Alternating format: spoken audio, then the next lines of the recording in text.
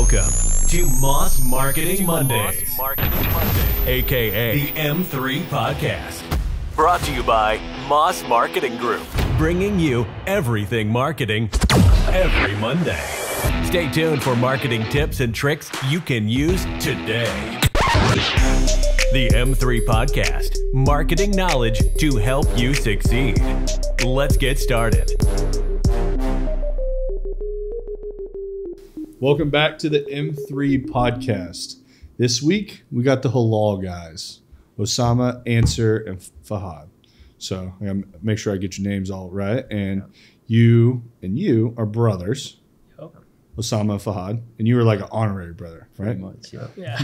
So we were going over the whole family tree in the kitchen before we came out here. So yeah. I think we got it pretty dialed in.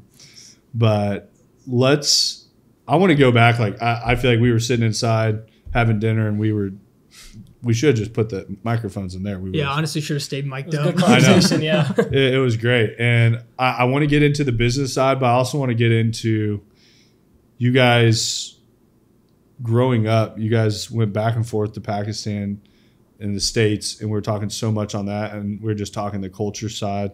And I think there's so much cool conversation with that. So what did it look like growing up, going back and forth from America to Pakistan? So, it was very interesting because when we were younger, we didn't like going. Like I mentioned earlier, like our friends would go to Disneyland or Mexico or Canada, Niagara Falls, things like that, and like come back to school and like, where'd you go? I was like, I spent my summer in Pakistan. It was like there wasn't much to talk about. But what's interesting is like obviously my parents immigrated here for a better life, new opportunities. And like as we were leveling up here in America, our lifestyle in Pakistan was kind of leveling up too, So we kind of saw both worlds. Like we'd come here to America and be like, like running water, electricity, like everything's super nice. And we go back to Pakistan and be like, hey, there's no electricity for like 6 hours, or there's no water. So it definitely built character, and we saw two different sides of the world, and definitely gave us an appreciation for life here and also our life there with our family. So when you guys started here, you weren't in Kansas City, correct? No, we were in Houston. You were in Houston. Yeah. So I just feel like at such a young age, I was probably so different. Like you said, kids were going to Disneyland. It's like the same, but you guys like, what does it look like when you go back to Pakistan? Like, what were you doing every day? Like, what did that lifestyle look like? Because I know we were talking about how uncultured Americans are on so many forefronts, and I'm not going to say I'm super cultured, like, but it's like I enjoy hearing about it. Like, I think it's so cool. I think I'll have Fahad take this one over because my first couple trips to Pakistan, I was kind of a snobby kid. I was just like, I don't want to be in the dirt. I don't want to really like go outside. I was very like shy as a kid. So, but Fahad on the other hand, I mean, this guy is just like running all over Pakistan. So like when I got there, like it would take me like a day or two to like really warm up, and then they wouldn't even see me. Like I'd just be out in the village, like here or there, kind of just fitting in, like we had a lot of like shops, right? So where they call like a parking lot, it's called like a Adda. So like we would just post up there all day long, just whoever comes into town, just saying what's up, this, that. Whereas him on the other hand, he wouldn't come out of the house. Like what, until you were like maybe 14, 15? Like you really enjoyed going out. It took me a while because I was a clean freak too. So it's like, every time I was outside for like 30, 40 minutes, I'm like, I got to go shower. And then I go and it's like, hey, there's no water, buddy. You want to shower? You got to go get the water, I'm like, all right, maybe, I'm okay. And so it took me a while to kind of, I guess, warm up to Pakistan. But once I did, and it was an experience like no other. So. And like you were saying, the uncultured thing, like, we faced it here growing up a little bit, but our English was always good because we were born here accent. But going back is where we faced it the most. Like you could spot us out from a mile away. Like these guys are not from here. And it was funny because when we were like probably like from 5 to 10, like these kids, like I wouldn't say they were kind of assholes, like they'd like to bully us. Yeah. He has a funny story about it actually. But it's like we would stick out. So they'd be like, oh, you're not even from here. What do you do? And they would just treat us to a different standard, right? But that would like last for a few weeks until you really get to know them. They'd be like, oh, wow, these guys are kind of cool. Like, they're also from here. So I feel like that uncultured thing, we even faced it back home where I never thought I would face it. But yeah, I don't even think you think of it from that forefront. Yeah. You just think of it here. Exactly. Yeah, because like when we first started like going back, we had accents. Also, we didn't really know how to communicate with everyone, didn't really know who everyone was. It was kind of like everyone knew us, but we didn't know them. And on top of like Hots that's sticking out like a sore thumb, we're chubby kids. Yeah, so it's like big kids. Yeah, two big kids. It's like they're eating all that American food. Yeah, exactly. Yeah, that's what we Burgers, used to get a lot. All that things like processed that. And so like growing up, like when I was there, people would always like in our language we call it mota. If someone's a little like chubbier, and so like I started hating that word so much. And one time we get out we call our version of church mosque, and so it was the evening time. We get out of the mosque, and some kid says like, "Hey Morta, like where are you going?" And I just turned around. I was pissed, grabbed him, yanked him back, and just threw him into like, so here's the street, and then this is like kind of someone's like fields, like where they're growing food and stuff. So I just tossed him into the field, and I was like, bro, say that again one more time. and like that was even an experience, because I got home and somebody had already told my mom what happened. I was like, dude, I literally just walked like 50 steps, bro, and she already found out like what's going on, right? And so then it was a big whole ordeal, and they like told me like I got to go to his house, I got to apologize to him, got to apologize to his parents. That's kind of my first, I guess, experience with how much our culture is different from America, where here everyone's kind of like disconnected at times. There, like in a village, everyone knows everyone and everyone respects everyone. So when something like that happens, you have to correct it. So, I went over there, I apologized, and then everything was good. And we're still friends to this day. So yeah, I was going to say, I got to say it was probably one of the best decisions he's made, because no one ever tried to bully us after that. Like we would go back year after year, like they still remember that incident. Like even if we go right now, that we always laugh about it, talk about it. So what would you say the biggest answer? We're going to come to you. Oh, okay, for sure. What would you say the biggest biggest culture difference between here and Pakistan is? Honestly, I would say like the connections between everybody. Like when I was in Pakistan, these guys kind of grew up in the mountains. Me, I was like in the inner city. We're living in like apartment buildings, like 20, 30 floors. There's like 5, 6, 7, 10 people in like one apartment, in these like 1, 2-bedroom apartments. And like I'm just talking to my neighbor from like upstairs, I'm talking to my neighbor downstairs, I'm talking to all the neighbors. And like when the power goes out and stuff like that, there's really none to do. So you either chill with your family, go chill with your neighbors, like eat and stuff. So I mean, like I was reading something, and one of the points that was brought up was like, there's no time to be depressed when everyone's in your business, Like here in America, I feel like everyone's always struggling with like sadness, depression, something like that. But in other countries where like, everyone's constantly in your business talking to you, you don't really got time to be sad. So I think that's the biggest thing. That's a great point. I will say I have an experience living in an apartment building with that many people. And that's, I think, something that we were talking about inside, that like so many Americans don't even know what it looks like outside of our country. I was talking about driving through Mexico when you're down there, just seeing how different people live and seeing those different things. So when did you move here similar time? So I was born in Houston, and we all kind of moved to Kansas City, St. Joe around a similar time. But my parents came around in like 1990 for college. So were you going back to Pakistan similar during the summers, or did you, how'd that work? Yeah, so I think it started when I was like 7, 8, and we just like started going back to the summers for like 3-4 months. And yeah, that's like same thing as Assam. I was kind of like spoiled brat. I had the iPad, I had the Wi-Fi, the AC, all that, So when I went to Pakistan, there wasn't like electricity, Wi-Fi. So I was like, dang, I really got to go outside and like do stuff. So, I mean, the first time it was rough. Second time it was like kind of getting used to it. Anytime after that, I was just like, all right, let's get it. Let's hit the streets, like do something. We actually just did a trip together. When was it? 2 years ago? 2 years ago. Yeah. Yep. 2 years ago, and I would say that was probably one of the best trips that we've ever had to Pakistan. I mean, we had a hotel and everything, but we didn't stay in the hotel. We were just driving around all the time. Answer actually saw North Pakistan for the first time, which was completely different, because you're talking about mountains and rural area versus Karachi, which is like, how do you describe Karachi? Like New York? It's like a dirtier New York. I would say. Dirtier New York. So it's like a completely different side of Pakistan that they had seen, and his dad was with us, his mom was with us, and it was just a very fun experience. And the one thing about life in Pakistan versus life in America is, people in Pakistan just enjoy their lives. There's less structure. It's not like, oh, get up, just go to work 9 to 5, and then pay your bills, pay your taxes, and then go home and do it all over again. There, it's like they take appreciation in the little things in life. You know, for example, just like frying fish outside in the middle of nowhere with your friends, or going and hunting, you know, wild animals, and then, you know, preparing them right there on the spot, like camping. And to an extent, Americans here do similar things, but in Pakistan, it's like a way of life. It's not just like a leisure kind of thing you do when you go on vacation. Like, it seems like people in Pakistan are always on vacation. It's like that. They're just always happy, you know, even though they don't have the same luxuries that we do, you know, the electricity, phones, cars.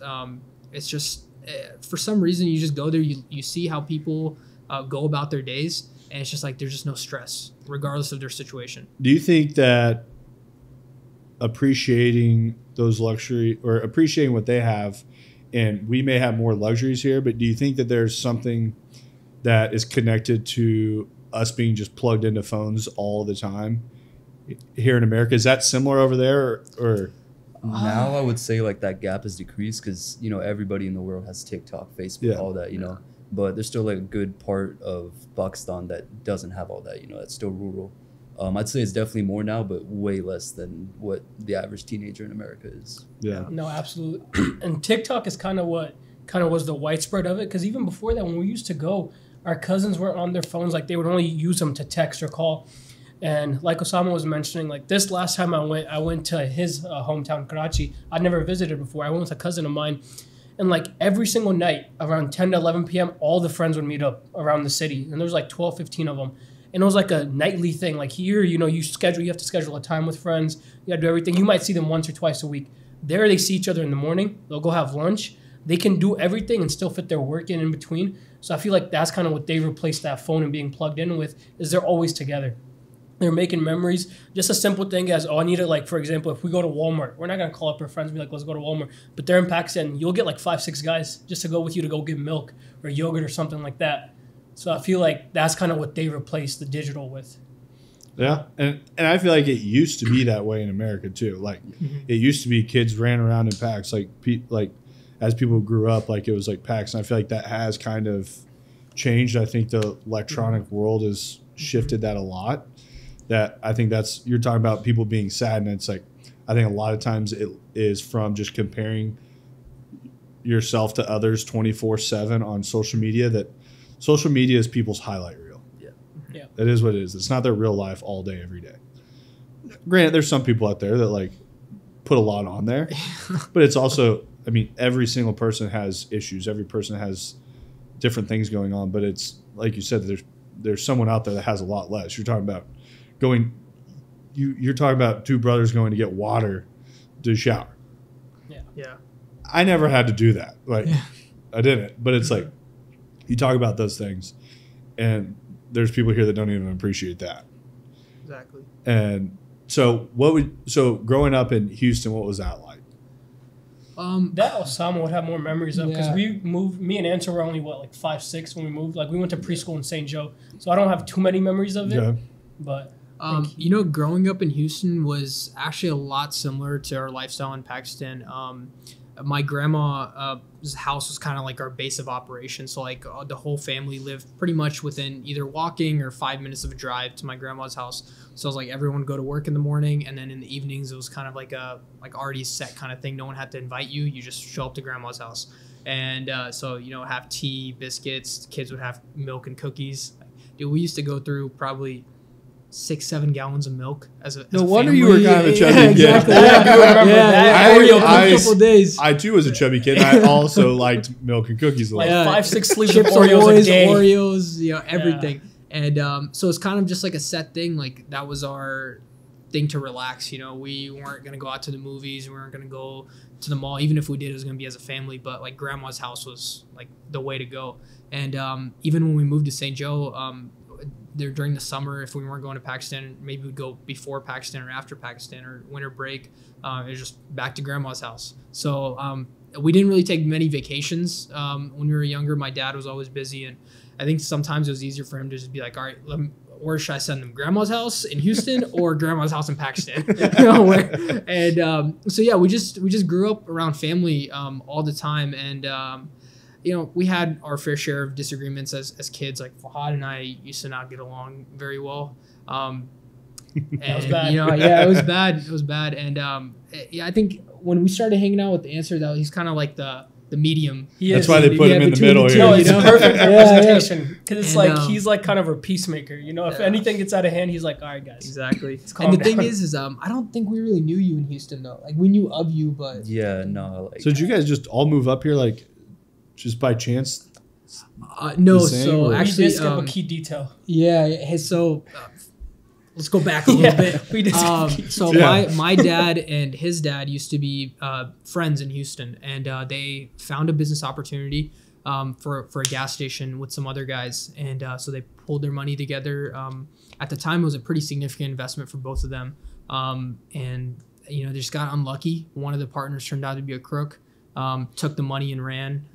So they ended up having to sell that business just because they didn't have enough funds to sustain it, and then they heard about this deal in St. Joseph, Missouri. They're like, where the hell is St. Joseph, Missouri?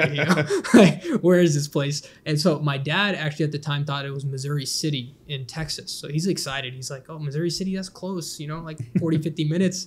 And so he started driving. So his dad never told my dad like where it was. They just started driving one day. They're like, let's go look at this Like, deal. holy right? shit, we missed it by Yeah. 10 hours. Yeah, exactly. We still haven't gotten there. Exactly. And so long story short, they get to Dallas and his dad goes, look, so here's the thing. We have 4 hours to decide if we want this deal. It's 4 gas stations in St. Joseph. 2 of them are running, 2 are shut down, but we have to decide right now. And so my dad just looked at his dad. They're like, all right, you want to do this? He's like, let's do it. Fuck it. So we'll figure it out. And so they signed that deal, came to St. Joe, and I think probably 6 months later, we all moved here. And so that was kind of the start of all of us getting to know each other. And, Makes a lot more sense now. Yeah. So our dads were business partners in Houston, and they kind of carried that tradition over. I think it's been almost 20 years now. Oh, very Yeah. cool. I was going to say, you guys like are living parallel lives to one Yeah. another. Yeah. And then you just happen to be in St. John's. Like, there's no way. No. So you guys moved to St. Joe. What does it look like once that move happens? Does everyone come there? Does grandma stay Houston? Does everyone come up? Like, what does that all look like? So our grandma actually stayed. Our grandma and uncles and aunts stayed in Houston for a very long time. They actually visited us here a couple of times, and they're all like, dude, like, why'd you move to a village in America? It's like, you came from a village in Pakistan, and now you're in a village in America. And so that was kind of like the running joke in the family. And so eventually one uncle moves, and then another uncle moves, and then the third uncle moves. And grandma's like, well, what am I doing here if you guys are all here? So she ended up moving here too with my grandpa and the rest of the family. I think that happened, what, 6, 7? About 7, 8 years ago. Yeah, something like that. And Answer's family actually moved up here too. Yeah, so you want like, to tell us a little bit about that? I mean, if you're like an immigrant and you're pretty well established, like your basically main goal now is to bring the rest of the family over. So like it started with my uncle, then his kids came, then his wife came, and they didn't have a place to stay. So they were all living in like our little duplex, like 2-3 bedrooms, and it was like 12 people in there. And I swear to God, it was one of the most like fun times of my childhood. There was always something going on. I take 10 steps, there's always something funny going on. And like eventually, everybody kind of starts standing on their own 2 feet, starts moving out. So I mean, that's pretty much like the main thing is just trying to put on for your family, your community. And then after like 7, 8, 10 years, we have a whole community in St. Joe. And it's like everybody knows everybody, so it's cool. And everyone's kind of doing their own thing. We have one of his cousins who started off working at Sam's Club at the age of 18, and now he's actually a club manager. And he's been all over the country working with Sam's Club. He actually just moved back to KC to pursue another opportunity here. I kind of just grew up around very determined people, entrepreneurs, people aspiring to be doctors, dentists, lawyers, engineers. And so I always kind of just had really good role models around us. And I think that's something that's played a huge role in how we've wanted to kind of live our lives. Is just seeing all these people work so hard around us. And I think it speaks volumes that, once again, I see a lot of foreign people come to America and work their asses off. They see the opportunities in front of them. And we talk about it all the time at the office about just keeping your eyes open to opportunities. And I feel that coming from other countries, they come here and they see America as just the land of opportunity. And there's people that are born and raised here their whole entire lives that they don't see a single opportunity in front of them. Mm-hmm. And it's like, I feel like there's a different work ethic, and it's like, you guys sit there and you're like, yeah, we brought the whole entire family over. We created our own village here in St. Joe. It's like, but it's cool to hear those stories, and it's the success stories of getting at Sam's Club and working all the way to the top and saying like, hey, this is what it looks like. Mm-hmm. But it's that work ethic that goes in. It's putting the time in, doing the things that need to be done, but it's all for the greater good of the family and everyone else around. And like going based off the point you said of not seeing the opportunity, I feel like a lot of people don't vision their future. What I noticed growing up in St. Joe with a lot of my friends was we were all doing the same things. We were having fun. We were hanging out on the weekend. But like, for example, me and Osama and Answer later on too, at the moment I didn't really know him like that, but we always knew that we didn't want the Lamborghinis. We wanted the mansions. We wanted all this because we saw how hard our dad worked. So I feel like a lot of people's downfall is that they don't even imagine a future that's too crazy. They're just happy with like getting their 9 to 5 or getting a nice little apartment to live in. Because I feel like you're not going to be able to see those opportunities if you don't envision the future the right way. You have to have crazy dreams. You kind of have to be delusional at times to even get anywhere close to it. Yeah, and that the funny thing that you brought that up, we had a call today about vision that I told everyone, if you tell everyone your vision and everyone nods your head and somebody doesn't say you're fucking crazy, your vision isn't large enough. Exactly. You should tell which I'm somebody, I don't tell my vision to a lot of people because most of the time I get that you're crazy. But it's just like, but it's turned into a chip on one shoulder.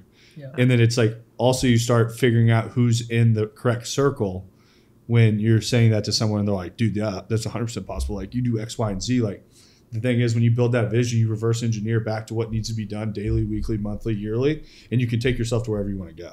Yeah. Mm-hmm. But that makes it to where you have to see those opportunities in front of you to ever get to that spot. Yeah.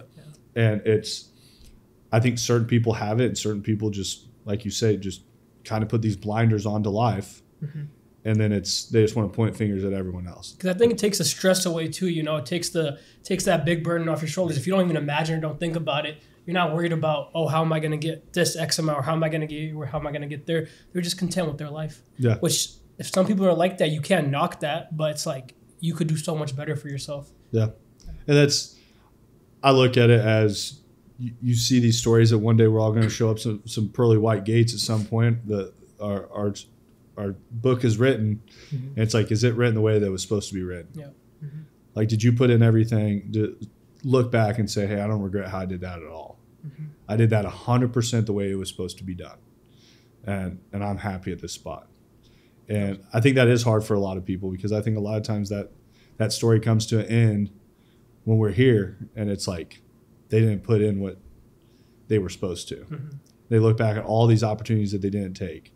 And they look back and they didn't have the vision. Like you see the people out there that do go out and you talk about the Lamborghinis, the mansions, the jets and everything. Like the only thing that keeps someone from doing that is understanding that it's possible that they can do that.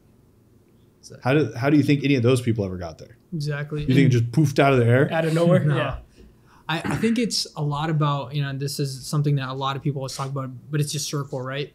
In St. Joe, I remember when I was graduating, I was like looking up jobs, like highest paying jobs. And then like at one point I was like, oh, you know what? I think I can be an investment banker. Like they make like 150, 200,000. And then I was like, well, that's kind of hard. And then I was like, well, maybe like I was like doing calculations like, $50,000, $60,000 a year. That's more than enough. And maybe at the time it would have been, fast forward to now and type of world we live in, like $50,000, $60,000 is like right there. That's like 6 months worth of expenses for a family of 3 or 4.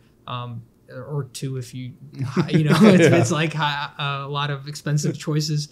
But so like in St. Joe, because I was surrounded by people who weren't talking about big goals, right, or big dreams, my thought process was also small. And then Fahad and I we met a very good friend of ours. His name is Amar. He lives in Overland Park. Met him during the pandemic, and we started talking about just business ideas, just shooting ideas back and forth. Talked about trading. We used to work out together all the time. So half of our workout would be headphones in, just getting after it, and then the other half would just be shooting ideas around. And just by doing that, like small thing, what we thought it was a small thing at the time, we were able to shift our mindset to, okay, you know what, $50,000, $60,000 isn't enough. We want the 6-figure, the 7-figure, the 8-figure income. We want the nice things. And it wasn't just about the money. It was more about the ability to do spontaneous things, right? Like if you want to go to Pakistan next week, you should be able to go. If you want to go to Chicago with your boys for the week, you should be able to go. And so I think it's a lot about who you're hanging around with and what kind of thoughts are being, sent around in the circle. And I definitely think Fahad would agree that just by meeting that one person, we were able to switch our mindset like tremendously. And that mindset is so important. And I've worked on placing all the right people around me that see very similar to the way that I do. But it's the triangle of life, the pyramid of life that you're trying to work up is you start at the bottom. That's survival. That's need food, water, just the basics. And there's a lot of people that live in there the whole entire life. You get up to the status point. That's being able to buy nicer cars. That's being able to buy a decent house. It's not totally fearful of your bills all the time, but it's like you're at a status level that's what you're spending money on. Then you get to freedom, and that's when you can start doing spontaneous things. You figure out how to leverage money different. You figure out that it's not always a trade of time for money. And I feel that's what America has pushed so hard, and that's what keeps people stuck in the rat race that everyone's in, is they just trade time for money. That you trade an hour of your time for X amount of dollars, an hour of your time for X amount of dollars. And it just continues on and it continues on, and people never get out of that rat race. And it's like once you break freedom, then you find purpose. And it's like, I feel that most people in life never find a purpose. And yeah, you're going to have a purpose of being a father or being a brother or a son or a sister or whatever. Like you're going to have those purposes, but what's like your true overall purpose for being here? Yeah. And that's when you I look at finances way differently. Like finance is the key to freedom. And most people don't look at it that way.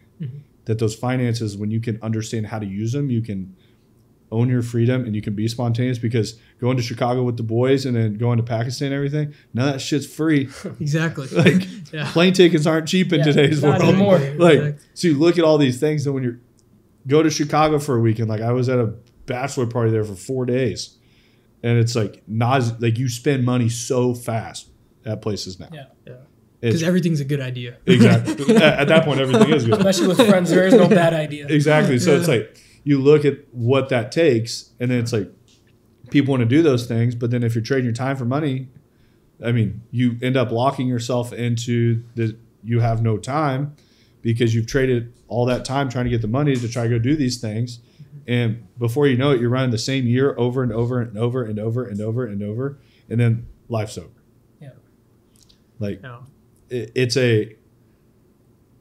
I think America is very messed up in that aspect, because people don't understand how to actually have their own freedom nowadays. They don't know how to think for themselves. They don't know how to learn on their own. That we're built where you go to school, you learn until you graduate high school, then you have the opportunity to go to college. It's on you. But at that point, that's when people are done learning. Yeah. I don't think our current education system helps that. Like Osama was talking about, we had really good role models, business people, doctors, engineers, all that. Yeah. So they got to teach us a lot of things that school didn't.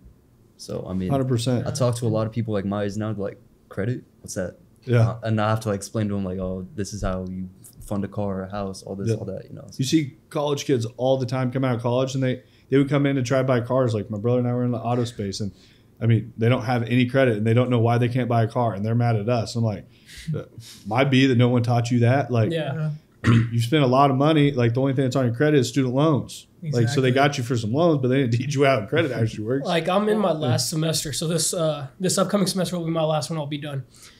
Never been big on school. Did it because it was my dad's dream. He always wanted us to have that backup as safety, and he did so much for us. I was like, all right, this is a small price to pay, but haven't learned a single thing.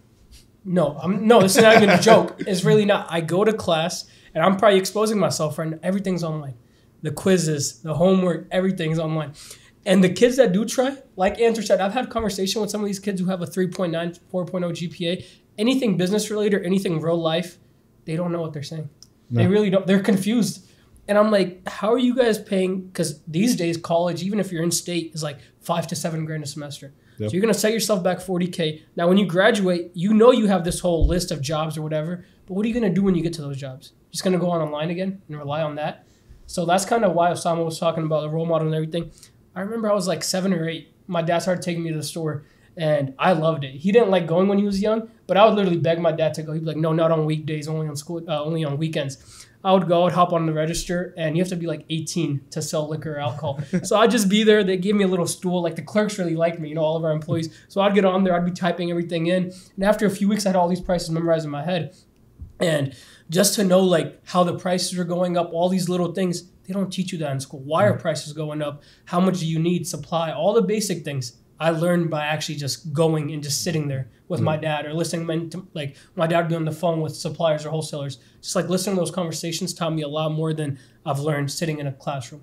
Yeah. And I think those life experiences are where you're going to get. That was one thing our dad was big on, was that he didn't want us going to school for business, because he's like, he had been in a lot of different business models and been an entrepreneur. And he's like, they all run and operate so differently. He goes, it's so hard to go get something that's going to teach you how to run these different businesses when you don't even know what you want to do yet.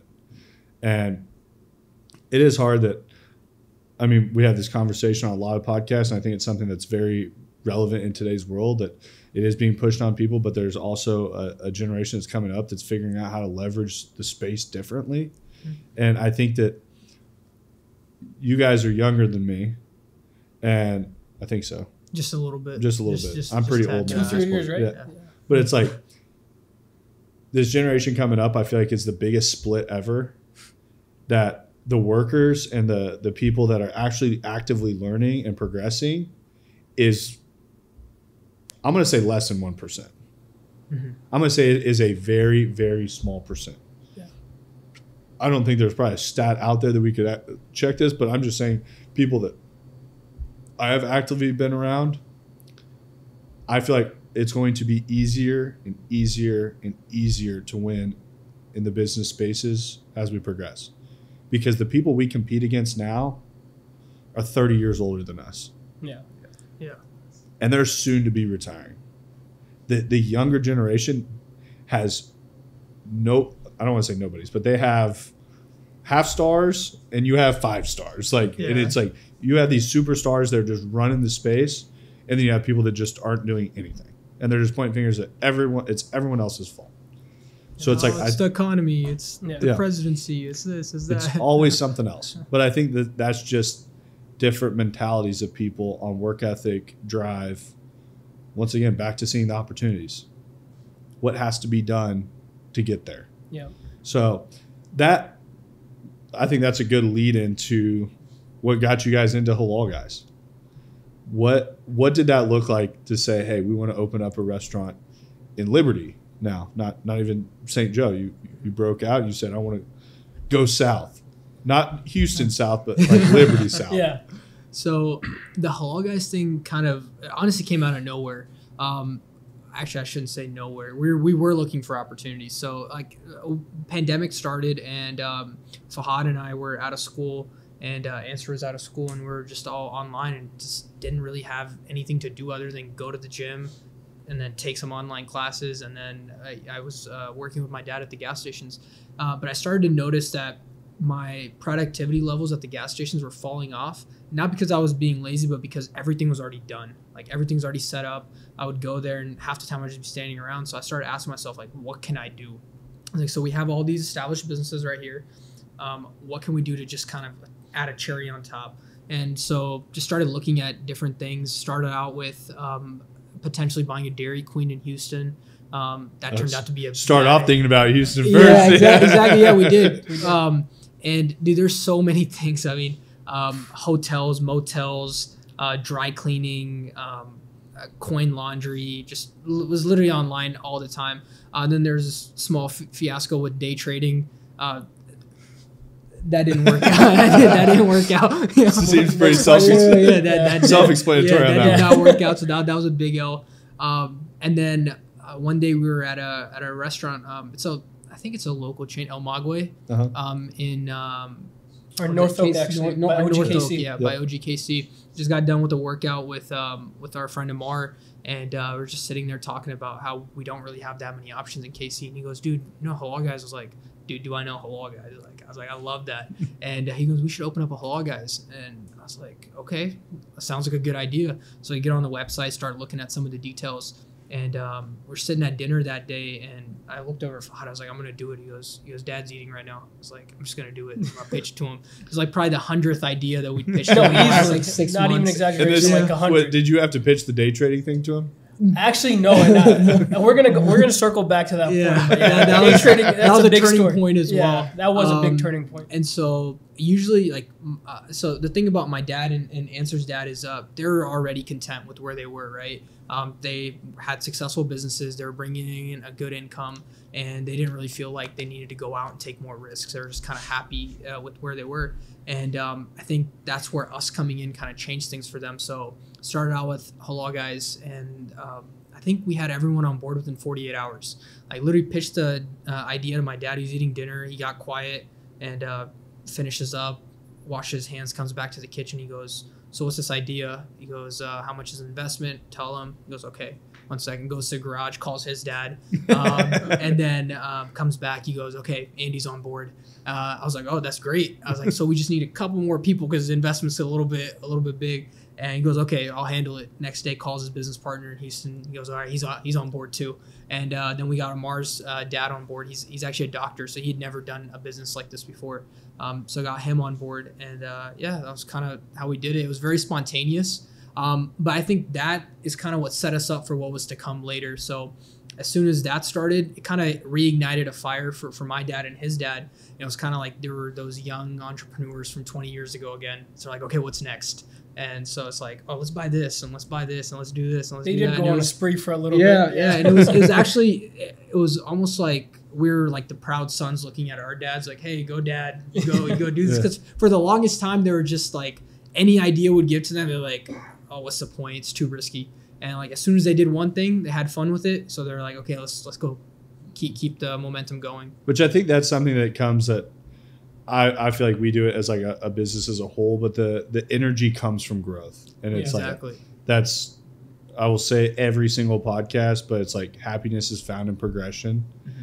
And you see the spark in people when they're taking that journey, that you go meet somebody that has the biggest business that you know, and you start talking to them about business there, they're going to start telling you about the whole journey to get there. Yep. Yeah. That's the fun part. Like, that's the part that people look back at. They're like, oh, like them coming to St. Joe, that was probably the highlight of the whole entire start of it all. Yeah. That they were like, but it was probably so much grind that goes in that, like, I've told my fiance, I was like, the one thing I never want to lose is no matter how hard I've like pushed through to get to that next level, just to keep breaking barriers one after another and not get to that point where it's just like, oh, this is a comfortable spot to hang out. Yeah. Mm-hmm.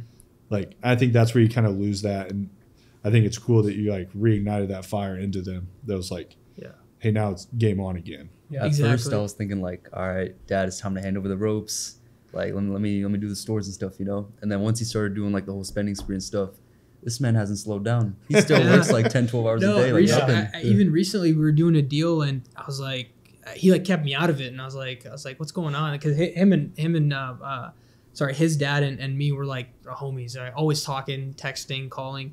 Texting's new. He started doing that. Catching up on the trend. So we're doing this deal, and he's like withholding information from me. And at one point, I was like, "Dude, like, what's going on? Like, you don't like me anymore?" He says, "No, I just want to do it myself." And I was like, "Okay, so you don't want me to read any of the contracts, talk to anyone?" Like, "No, I got this." I was like, "Okay, man, you go, you do it yourself." And so that's kind of like it. Just it's very. It makes us happy seeing our dads kind of jumping back into the business world, being a little bit risky. And honestly, I think it's going to keep them healthy and young for a long time. Yeah. I think that risk factors, there's a lot of fun in the risk factor. Yeah. I mean, that's why people get addicted to a casino. Yep. Oh, yeah. I mean, I feel like it's a little safer betting. Casino is? Or no, I'm saying like business. Yeah, business I would say it can be safer than a casino, but there's some people that I watch get into business. I'm like, yeah, the casino's probably safer. You should probably go back. You should probably go back to a casino. Yeah. But let's circle back to how the whole day trade worked out. All right. So with that day trading thing, and you asked me if I had to convince my dad, COVID had just started. And before COVID, at this point, I was still a kid. I wasn't fully mature yet, nothing. And I had worked a few jobs. I worked at the Better Wash with Sal, actually, for about a year and a half. I worked at Menards, and I worked at the Tiffany Greens golf course. And even working... you were taking over the Tiffany... Yeah, I was trying. I was going spot after spot. And when I first started, the very first one was like $8 an hour at the golf course. And I literally had to fight tooth and nail with my dad to get a job because at that point, he was your stereotypical brown dad, like school, like nothing else. And finally, I started off with 2 to 3 days. So fast forward, I'm working all these jobs, and I think I have stuff under control. Like, I can work. I know how to spend money. COVID starts, and... I think we had just got done with the deal or something. So my dad had some extra cash. He was like, what should we do with this? Me and Osama were sitting downstairs because Amar's dad used to trade heavy, talking a lot. And he's telling us these stories. He doesn't tell us the losses, though. I wish he would have told us the losses. He's telling us all these good stories. So I'm like, this could be good. So when my dad and that conversation comes up, me and Osama look at each other like, we could trade. We're like, everything's closed right now. We could start trading. So we start, and we get our beginners like, a couple of trades, 50%, 75%. And then I got into the gray territory, penny stocks. One penny stock. I get in there one day. He's like Jordan Belfort. Yeah, literally. I was listening to the song and everything. I'm going to be the new Wolf of St. Joe. Yeah. I got this shit. Yeah. And one trade goes really well. And he texted me. I think I still have his message. He was like, good job on that trade. Proud of you. And like it took over. The end like of it right there. Yeah. You like saved that one. TD Ameritrade just took over for me. Yeah. Yeah. So I go into this loophole. It's one bad trade. I'm like, okay, we'll make it back. Second bad trade. They never fully trick you. Third trade, I win big. I'm like, see, it was just 2 bad flukes. And mind you, so I'm sitting downstairs doing work, and we had a joint account, right? And so what had happened was a couple weeks before that, I started talking to Answer, and I was like, hey, dude, like we're trading. He's, oh yeah, I'm trading too. I was like, how much are you trading with? And he told me an amount. I was like, oh, okay, that's nice. It was about like 10% of what we were working with. But the thing about Answer is he's not risky. He was being smart. He's doing his Answer's research. over here just dialed in. Yeah. He was actually dialed in. He was part of groups. Like my savings. And stuff, so I was like, exactly. And so, like looking back, I wish we would have done what he did rather than just thinking like, oh, we're the head honchos. Like we'll get this thing figured out. And so, anyways, so I just told him, I was like, hey, Answer's being very risk averse. He's being smart. Let's start doing that. He goes, yeah. Totally. He goes, do you see this text? This text said I did a good job, okay? I'm going for these. Yeah. And so I'm sitting there doing some work. I forgot what it was, but I hear my phone go ding, and I just see 40,000 shares. I'm like, shit. I run upstairs, and I'm like, hey, what are you doing? He goes, don't worry, I got this. He goes, I got a tip on Discord. I was like, okay. I was so invested. Discord, Instagram, Twitter. Oh, dude, everything. And so he's like, I got insider trading information. Yeah. And so, dude, I'm just sitting there and I see the stock. It's going down 10%, 20%. He's like, dude, this is normal. It's just to scare out the newbies. We're just going to buy again and it's going to go right back up. I'm like, okay. And so, dude, we literally, I think, buy the dip always. Yeah, I think just keep buying. Just keep buying. And I think by the time I had left his room, the stock was already down 30%. Yeah. So the pump and dump had already happened, and we're just thinking like not me, but he was thinking that it's gonna recover. And then we're at the gym. You guys still holding? Yeah. Oh, I think to this day I'm still holding. Yeah, this is where everything changed. Yeah, that one we're still holding. I'm not gonna say what stock it was, but it was based on a can about yay big. 12 ounces. It was a beverage company. It was a beverage company, yeah. It got us good. With that, like I was saying, at that moment, I didn't know. It wasn't my money. It was my dad's money. I was playing like I was at a casino, like you said. That's why I laughed so hard. He's like, dude, I have this new app thing on my phone. Yeah, it's like you just buy and you sell. And it's like you can make hundreds of... Yeah. And once it really did hit, it hit about like 4 days later, like I'm fucked. Like, there's no other way around it. I am down quite a bit of money. Money that I've never even made in my life at this point. I was only like 15, 16. And I'm sitting there. I probably went into depression. Like, no joke, right? Like, probably for like 3 months. I couldn't work out. I couldn't do anything. I was just glued to my phone, just watching these tips and everyone talking about the stock is going to go up. Finally, when I came to the realization, like, it's over. And then the very next day, crazy timing, my dad asked me, he's like, oh, how's it going? And great. It was the hardest act I've ever put up in my life because I actually wanted to cry. Like, tears were coming down, but I was like, it's going great. Like, we're down about 10% on the whole thing. He's like, oh, 10% isn't that bad. He was like, the market's this and that.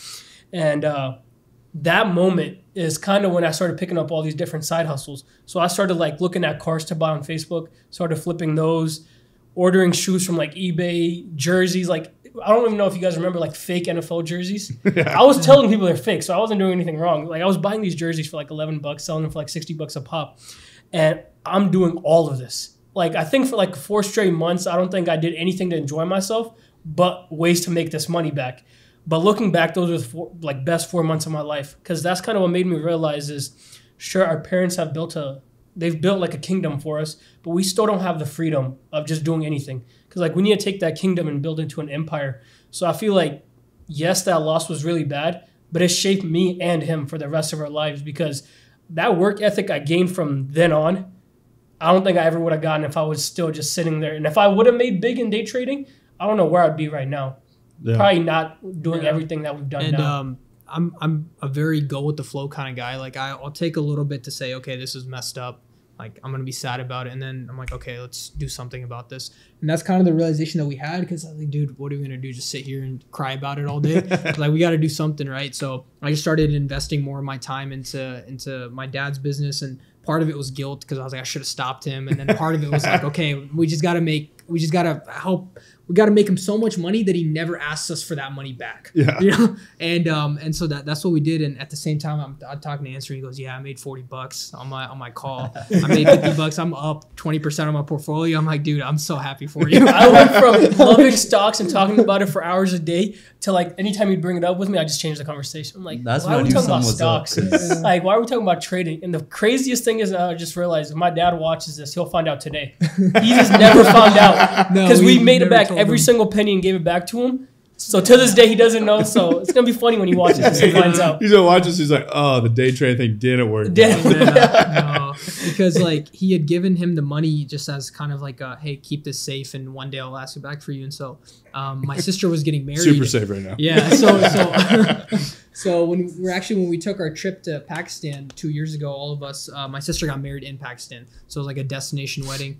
And that's when he goes, hey guys, it's time to start paying for that stuff. So he asked me for like 5. He asked him for like 5, and we gave it to him. And we like slowly, he just kept asking for it back. So we're just like, all right, here you go, no worries, man. It was like increments at a time, because he would ask for the whole amount back. He would have found out. So I was like, yeah, a little bit at a time. It's fine. He's like, and in my head, I'm like, Dad, if I give you all this, you're probably gonna spend it in the wrong reasons. Yeah. So let me be your financial advisor. Yeah. Let me help you. You don't know what you're doing with this. I do. Yeah. And though deep down, I feel like he knew what was gonna happen, and it was just one of those things that we had to go through. I mean, it sucked for sure. But honestly, if we had to do it all over again, I probably wouldn't change a thing. No. But it's like, I think a lot of times we think that when those things happen, that I'll say some people's parents are very smart. Like, sounds like your guys' dads are very smart in what they've done business wise. And it's like, I look at that as there's things that our dads would put situations in that he probably knew for sure that we were going to fail at, and we were going to mess something up. But it's having those life lessons to fall down, to be able to pick yourself back up, and then figure out what you need to do differently. But those are lessons that you have to learn. Yeah. That's a lot better to learn that lesson then, instead of one day when you have a family that you've never learned something like that. And then somebody's like, hey, bro, we should be day trading. And you go lose your house because you were singing ain't on nobody day trading in my family. Yeah. Or in all my friends. No, and I think that's why we work so well together. Because, Fahad, he's kind of like, he's like the cowboy, right? He's like, dude, let's just do this, right? He's very unpredictable at times. Answer, he's the more predictable one, and I'm kind of like in the middle. So it's like sometimes I have a crazy idea, and Answer will calm me down. Sometimes he has a crazy idea, I calm him down. And somewhere along the lines, we always meet in the middle and we figure stuff out. But yeah, it's our team, and so it works. When I feel like you guys do work in like cohesion, there's like 3 different personalities that just work really well together. Yeah. But when you guys started Halal Guys, what was the hardest step to like get those doors open and make it all happen? You want to start? Like personal wise or business wise? Either or. Okay, so business wise is definitely like getting comfortable with working like 16, 17, 18-hour days, like no days off. Because like, I mean, we were working before, but once we like really started like turning it up, it was like a whole different animal. Like we were at the store till like 2, 3 a.m., like training people, marinating chicken, all to do it again like 4 or 5 hours later.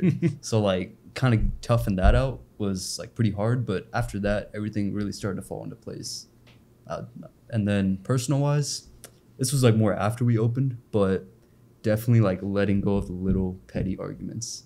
Like if we argued about every little thing like we used to, we would not be anywhere near where we are. Yeah, that was definitely we're completely new people. We just had this conversation, I think 2-3 weeks back, is when we first opened, our personality, everyone wanted to be the alpha, you know? Like, right? Like, during our training period, I know I was really bad about it. I'll be the first to admit. I wanted everything done my way.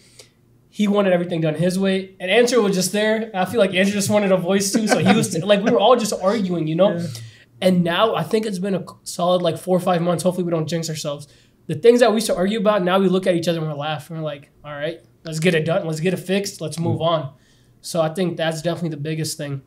But going back to how fast that decision was made, there were so many more roadblocks before we actually even ever opened the doors. Oh, yeah. Which I'm going to let him take over. Like straight to private jet life. Story. Like it's one unit to 10 to 50 to 100. Yeah. And I think that was the biggest challenge, is facing that reality, because, you know, although we all in our own right had some success with business, it was like we had that first success and we're like, dude, everything after this is super easy because now we know everything, right? It turns out we don't know everything. We're still young. We're still learning. And so I think we were a little overconfident at the start.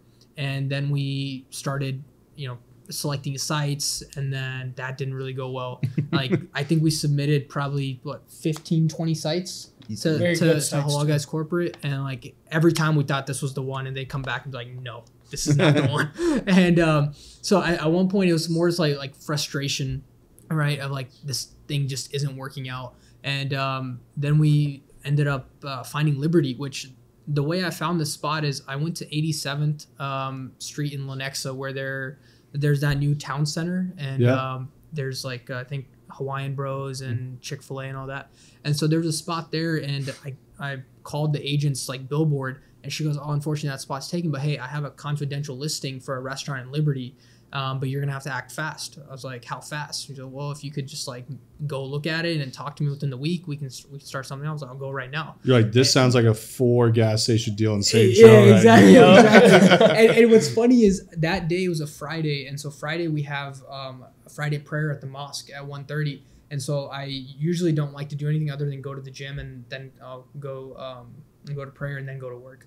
And so that day I was talking to my dad. He's like, you should go to 87th and look at some properties. Like, dude, it's Friday. I'll do it on Monday. He goes, no, like I was there the other night. It looks like a really good area. You should go look. I was like, okay, fine. And so on his, because he asked me to, I went there, found that agent's number, found Liberty, drove all the way over there, called his dad, and his dad goes, you think it's going to work? I was like, yeah, I think it could work. It's right next to one of the best Chipotles in the city. He goes, let's do it. Without even looking at it. He was just like, let's just do it. And in hindsight, I think some of it was us just being like, dude, we're tired of looking at sites. Let's just find one that is going to work. And the other half was just taking a chance.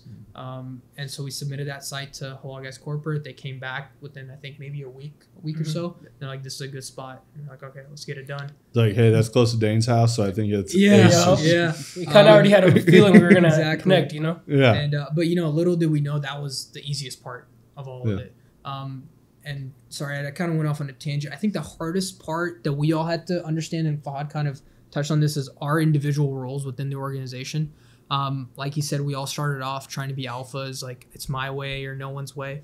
And sooner rather than later, we started figuring out that, okay, me, I'm more of the idea guy. I'm the information guy. So I know a little about a lot, but I'm not an expert in any one field, right?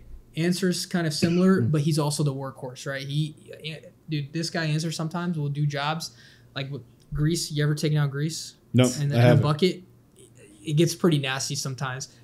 If there's ever a bucket full of grease, I'm like, dude, Answer, please. I got you, right? So he's like, he's the guy that will always do the job regardless of how hard it is. I'd have to go home and take a shower. Exactly. So I'll complain after. But not on it, you know? Yeah. And Fahad, he's the hours guy. You know, any amount of hours you need to work, he's there. And I think that's where I kind of struggled in the beginning, like working 16, 17-hour days. I'm like, dude, usually I'm just a thinking guy. Like, I'm not the guy who's like on the front lines all the time. And so like once I think we figured out our roles, we're pretty good at handling things. We still have our disagreements from time to time, but for the most part, I think that's why it's helpful to have 3 people. If it was 2 people, we just kind of go back and forth all the time. Yeah. With 3 people, it's like, all right, 2v1.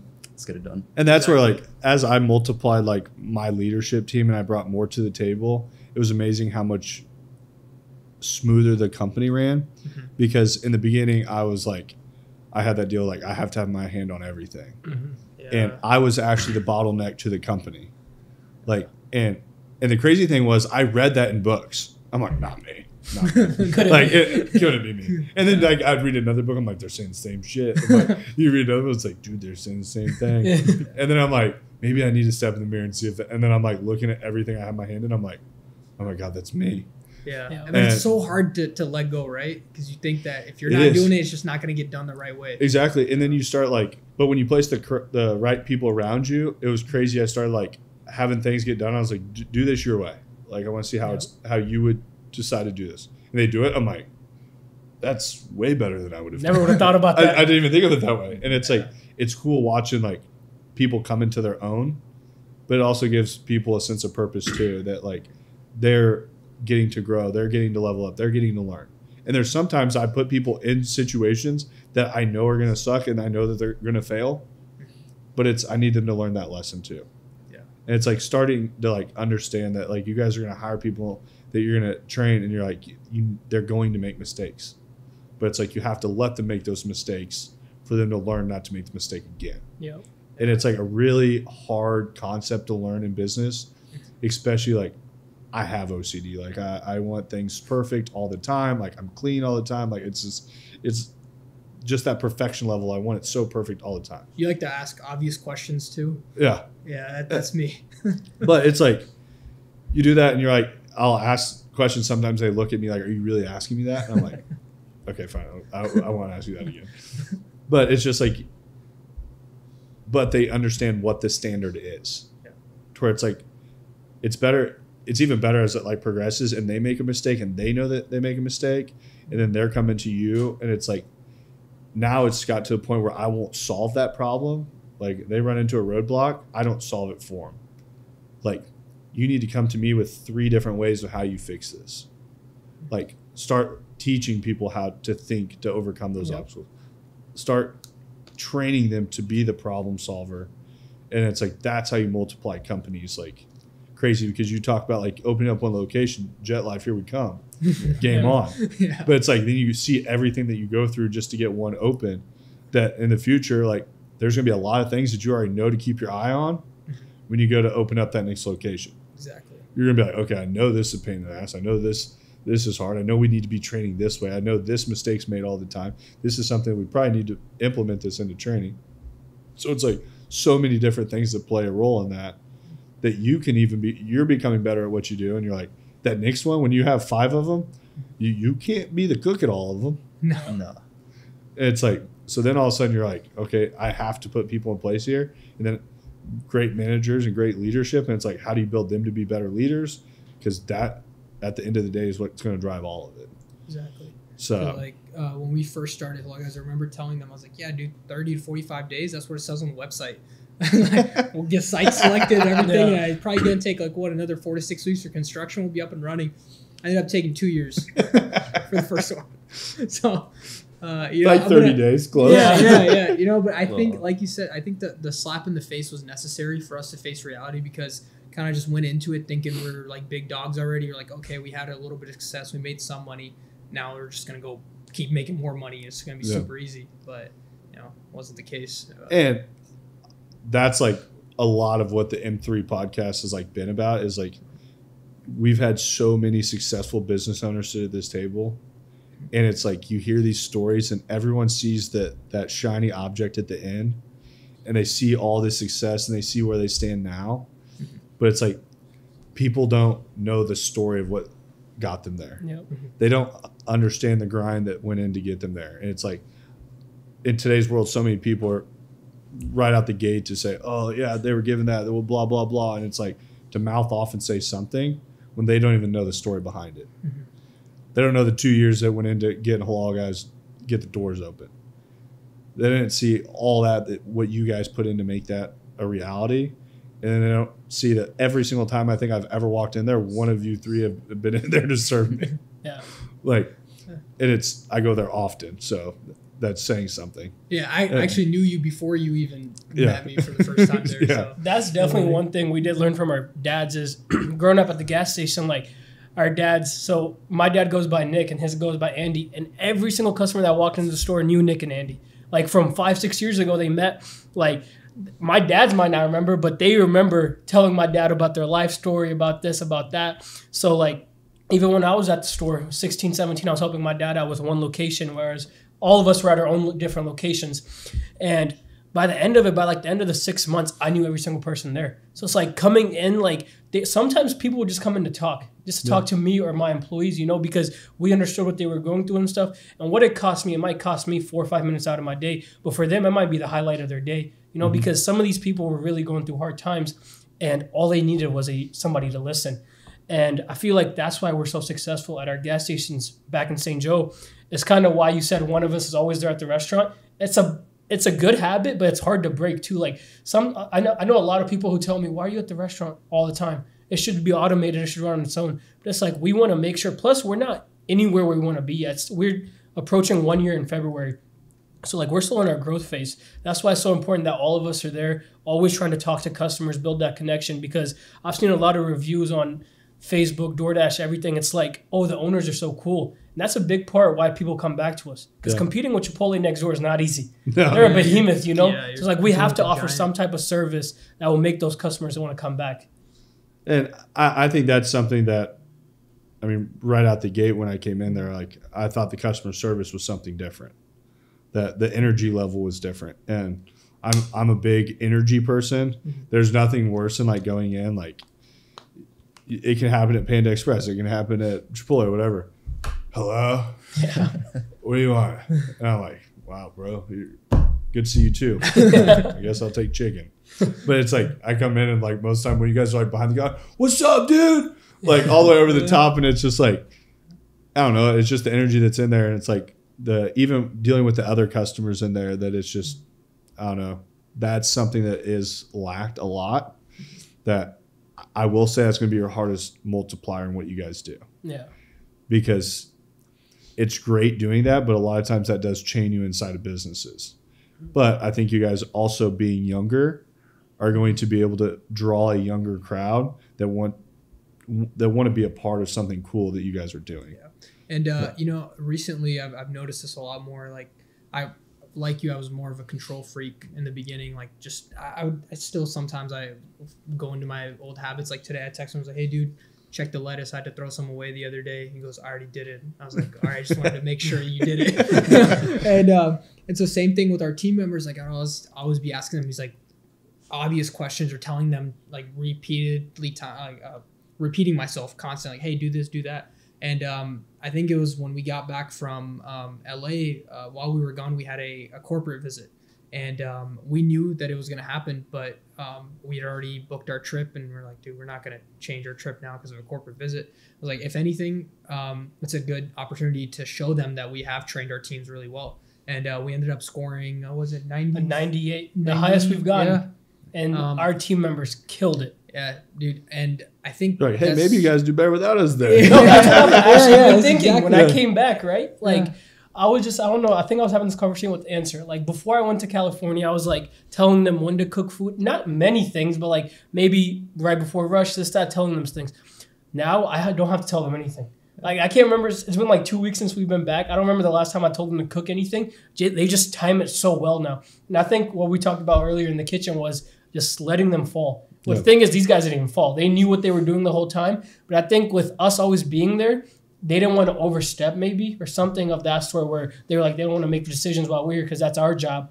But ever since I've came back and those 3 days they worked alone and our corporate visit, like we got comments back like your team members are very trained, this and that. I'm like, yeah, even like the sorry to cut you off. Even with the reviews now, instead of saying the owners are nice, it's like, oh, Priya was so nice, Lakshmi was so nice, I'll go back just to see her again. Yeah. I'm like, damn, okay. I was like, I'm sorry, I wasn't familiar with your game. And definitely, my bad to cut you off. It's okay. You do it. And the trend. It helps that they've been with us since day one, you know, like from the jump, they were like training with us. Like we were handholding them. They were also watching us mess up too. So kind of seeing both sides of it. Yeah. Their growth just doubled. So now it's to the point where like they, as far as daily operations go, they know as much as we do. Like when to cook, how to cook, when to clean, all this, all that. So it's And I will say that your guys' place is like, I can see the OCD like clean, like how clean it is in there. Yeah. It's just like, which I like seeing that places, especially if I'm getting food from there. That is just like spotless. The health It's a department- blessing and a curse. Sorry to cut you off. No, I was gonna say I was just gonna say every single time the health department guy or lady comes in, that's all they rave about. Oh, your place is so clean, and they start telling me all these terrifying stories about businesses. I'm like, thanks for telling me these names. I'm never gonna go there. Oh, yeah, the pest control guy got me the other day. I was actually he is in everyone's business.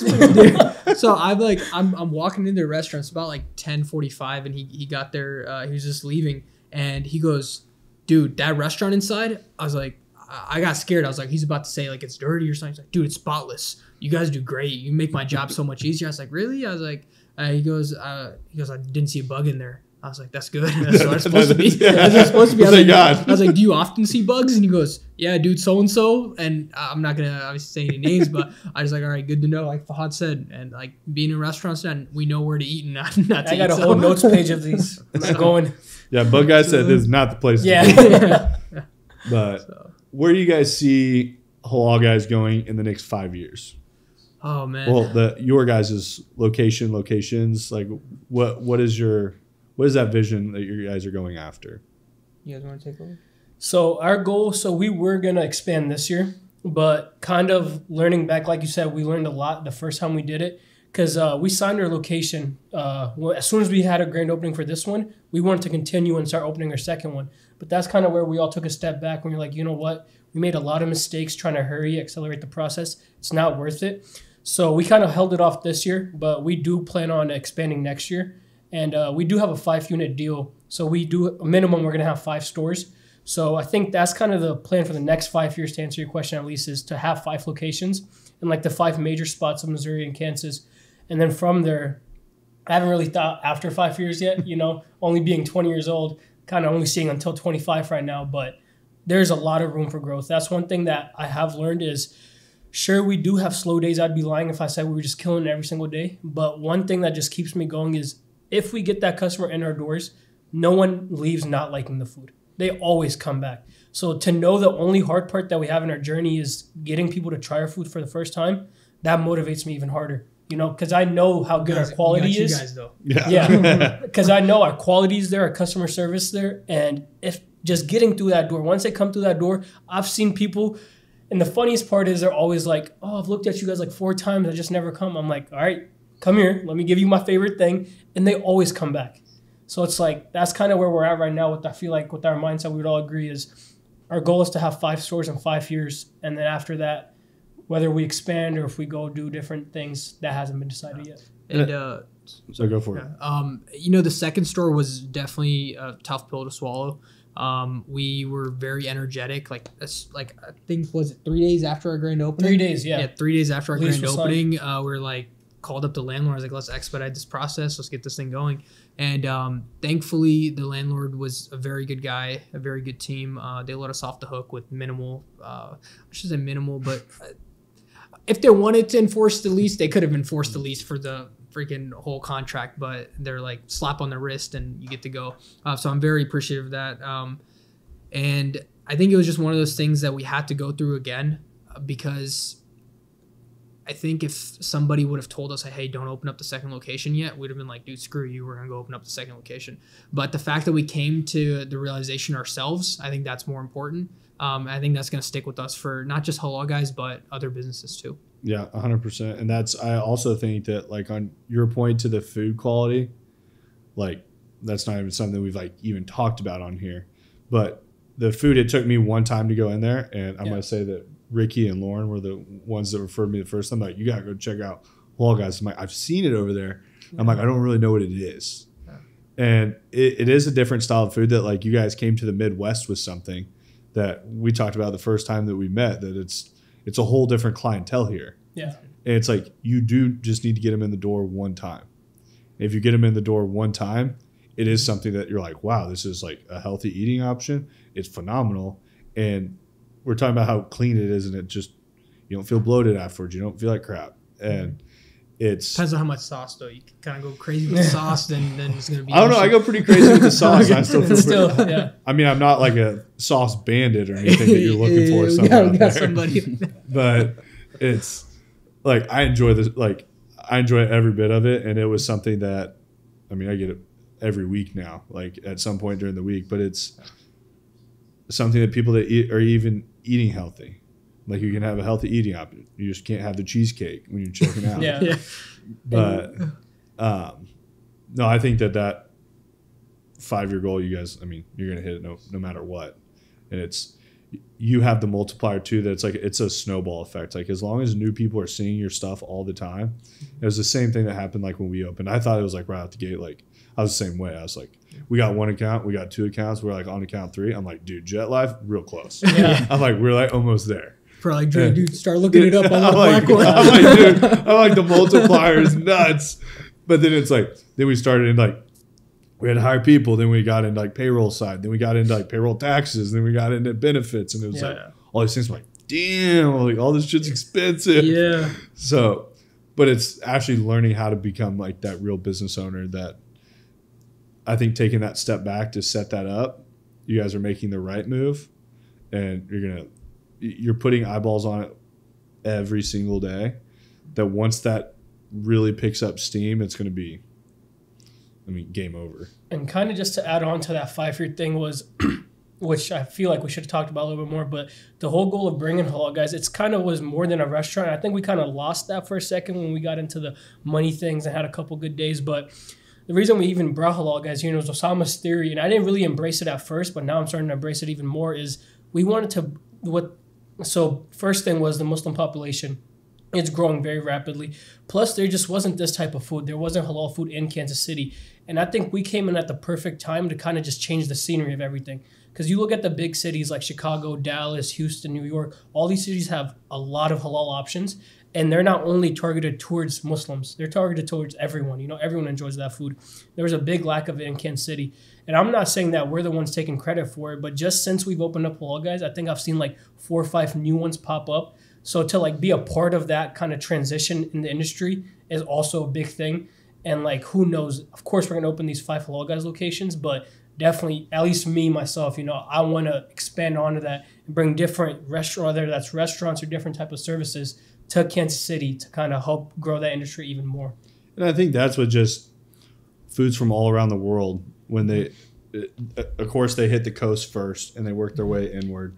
And it's the Midwest is always way behind everyone else in the country. Yeah. And it was same thing with like when sushi started becoming like a huge deal. Like it used to be, I mean, 15 years ago, you couldn't find really any sushi places around here. Yeah.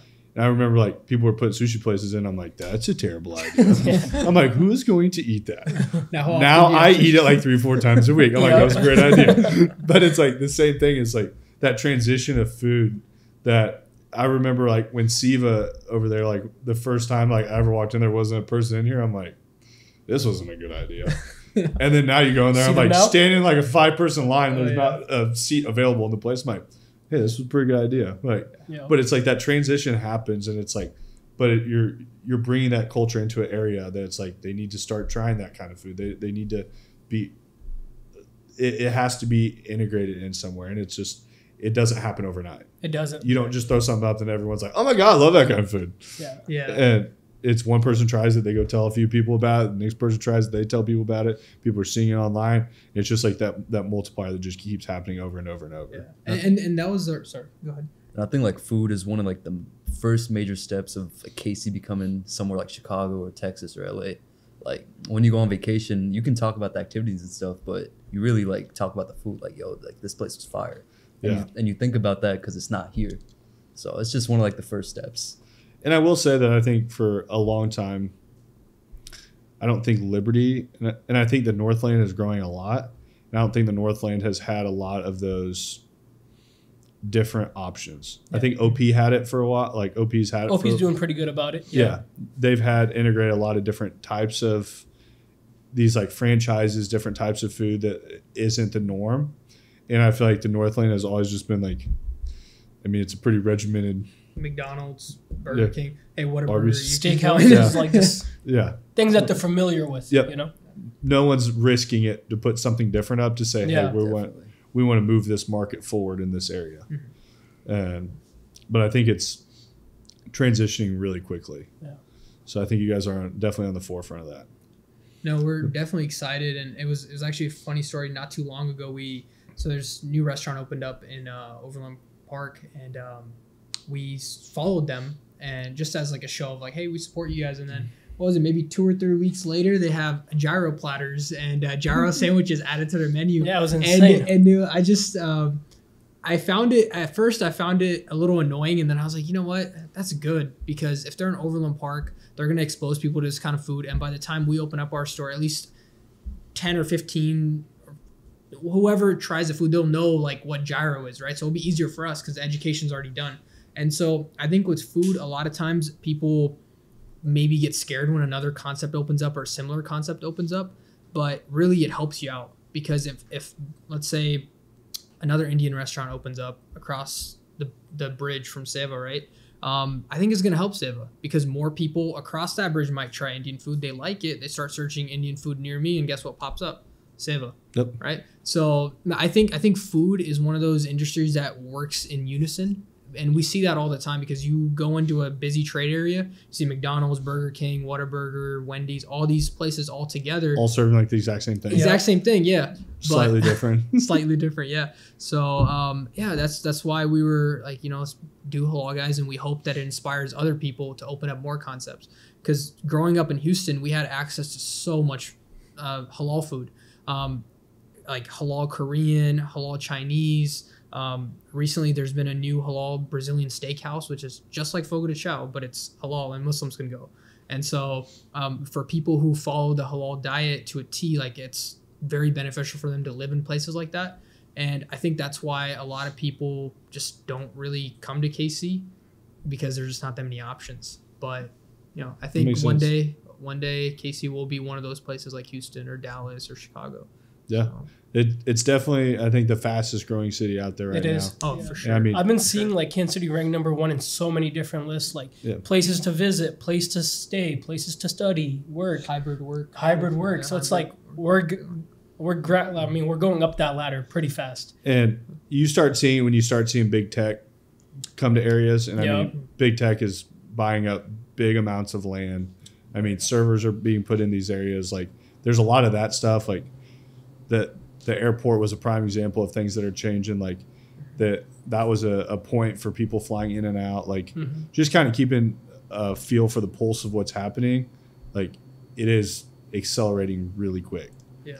And it's people that are in this market here and on the right path with it, I think are going to have massive rewards in the next 5 to 10 years. And just to go back to your point of, like you said, those older people, they're getting ready to retire. Like, the reach is unlimited right now. Like, this is the perfect time to be hungry, because in the next 3-4 years, there's a lot that everyone in this room, like, there's a lot of room It's for actually growth. funny because all three of us are just having a conversation like, hey, how can we take over the rest of the gas stations in St. Joe, right? And I was like, hey, well, they're all run by people who are pretty close to retirement.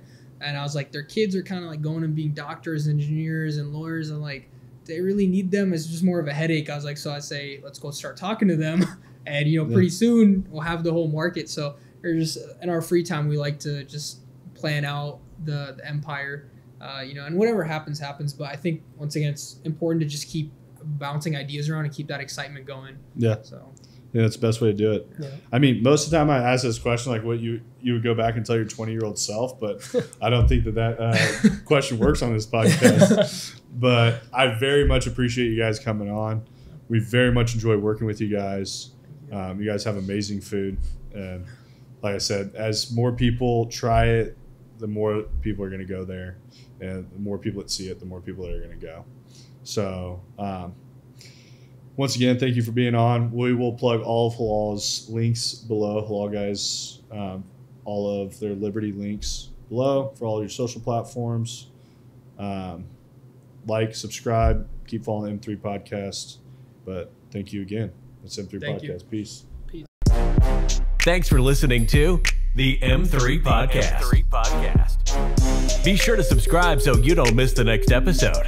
Want to learn more? Check us out on Instagram at Moss Marketing Group, on Facebook at Moss Marketing 58, or on our website at mossmarketinggroup.com.